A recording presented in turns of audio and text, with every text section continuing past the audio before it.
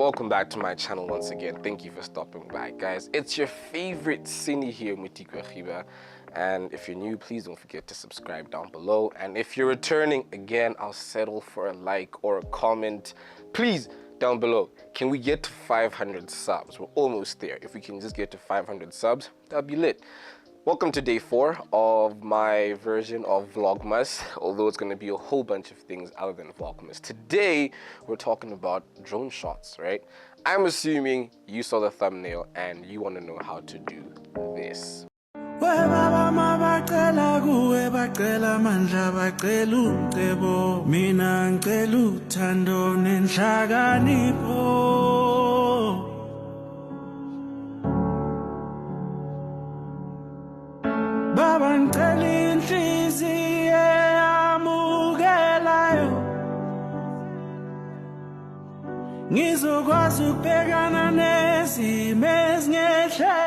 Right, so talking about drone shots, right, there are a few things to consider. One, risk, right? There's a little bit of a risk that you have to be okay with taking when you're flying a drone of any kind. Now, I've only ever flown your standard drones. I haven't flown FPV yet, but very soon I'd like to. The other thing is considering the modes that you're going to be using. So for me, honestly, depending on the shot, I'll either fly normal mode or I'll fly sports mode. And I think, to be fair, most of the time I fly sports mode. So far, or currently, I have been flying the DJI Mavic. So I think currently I've been flying the DJI Mavic Air 2, I think. Yeah, so that's been really fun. Really dope camera, 4K capabilities, and it gives you the opportunity to shoot log, which is dope for every video and cine out there, because what it allows you to do is really play around with the colors and color grade it a little bit differently. And yeah, everybody knows why we shoot log, right? But when it comes to drone shots, I think the biggest thing for me is how do you make them as dynamic as possible? Because if you're going to be flying a drone, everybody can fly up or down, right? And side to side. But it's really the arcing movements that really make the shot for me, right? And I mean, this is not like a rule of thumb or anything. It is genuinely pretty good to have a lot of arcing movements, with reason, of course.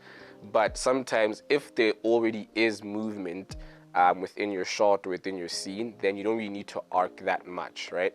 So I'm going to put a few examples of some drone shots that I've taken over the past couple of months, and to kind of give you an example of some of the movements that I'm personally a fan of.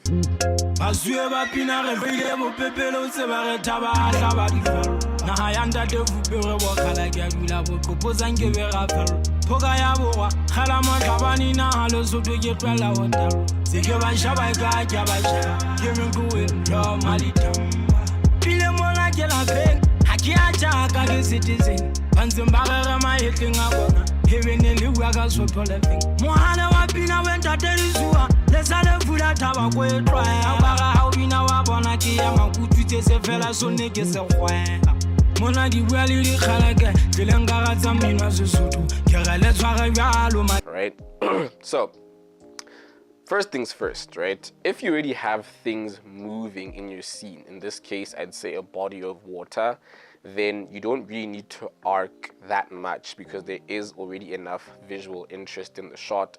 It's just a matter of how do you use it or how do you capture it, right? So for me personally, if I'm shooting something like an ocean in this instance, I like to fly across, or rather not necessarily across, but I like to fly in the direction that the waves are coming from, not where they're headed.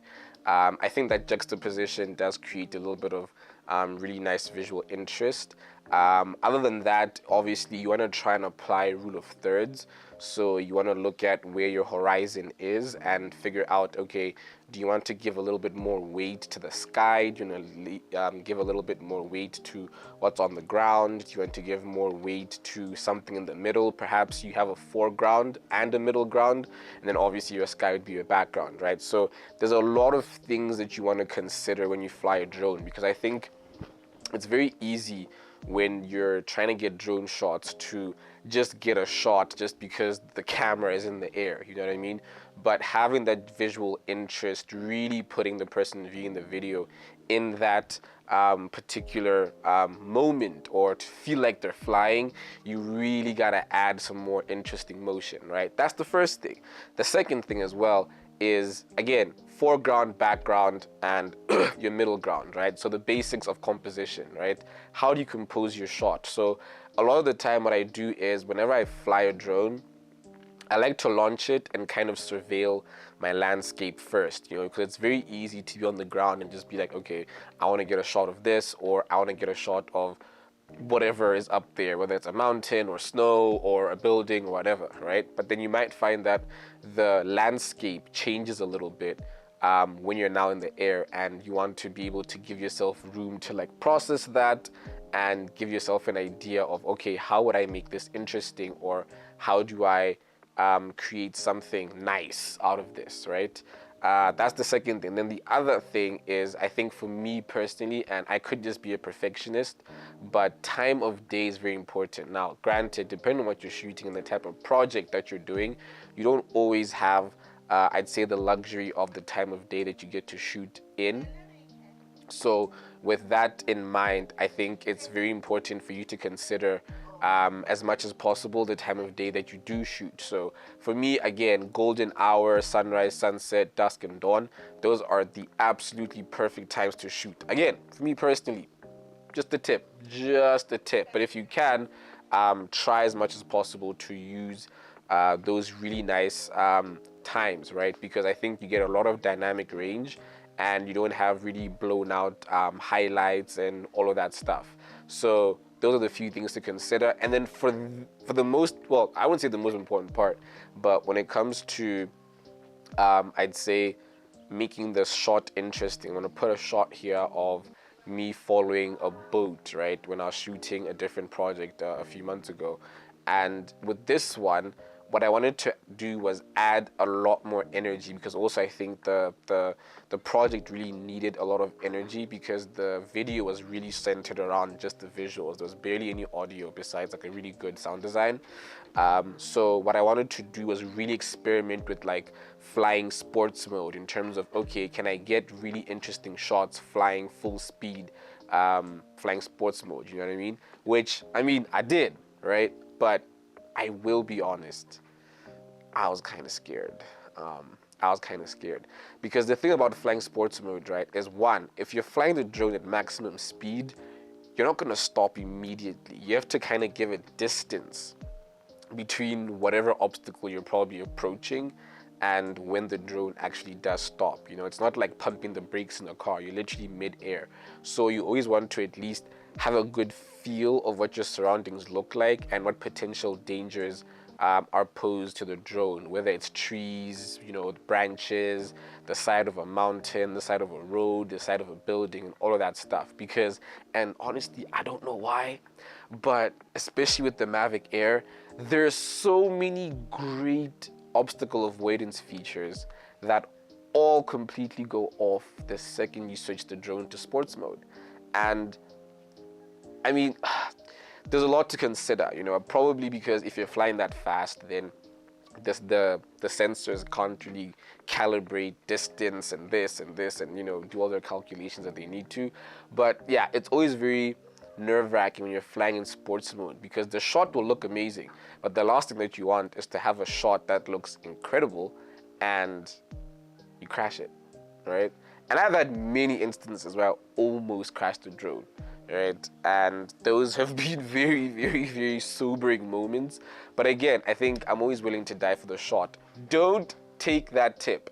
Don't take that tip. But yeah, I'm always willing to actually die for the shot, because I think drone shots have the potential to be really, really, really, really, really spectacular. And I think it only makes sense to give them that space and give them that room to be as amazing, to be grand, to be larger than life, you know? So yeah, take these tips. Again, little recap. Consider your composition, so your foreground, middle ground, background. Consider your lighting. Try to avoid very, very, very high key scenarios, because depending on the drone that you're using, you might get really blown out highlights, or you have to sacrifice your shadows. It becomes a whole bunch of things that you want to deal with, right?